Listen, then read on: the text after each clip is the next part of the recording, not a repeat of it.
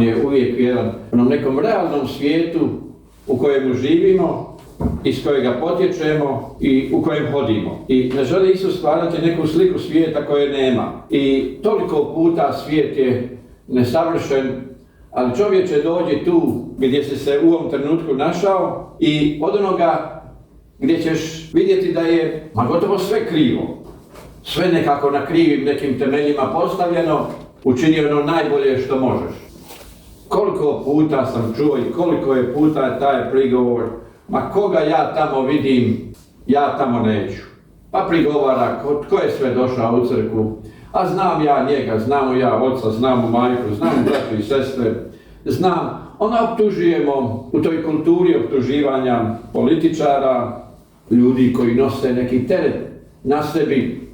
I sad bi oni trebali biti savršeni da bismo mi njih slušali i da bismo mi s njima surađivali, kao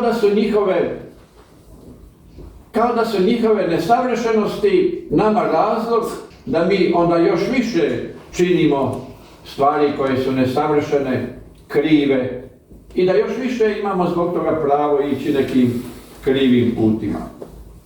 A Gospodin danas u Evanđelju kao da hoće reći, evo čovječe, nije svijet savršen u kojemu živiš, ali učini ono najbolje što u datom trenutku, s datom realnošću možeš učiniti. To ti je odgovornost i dužnost. I uistinu tako to treba i postupati.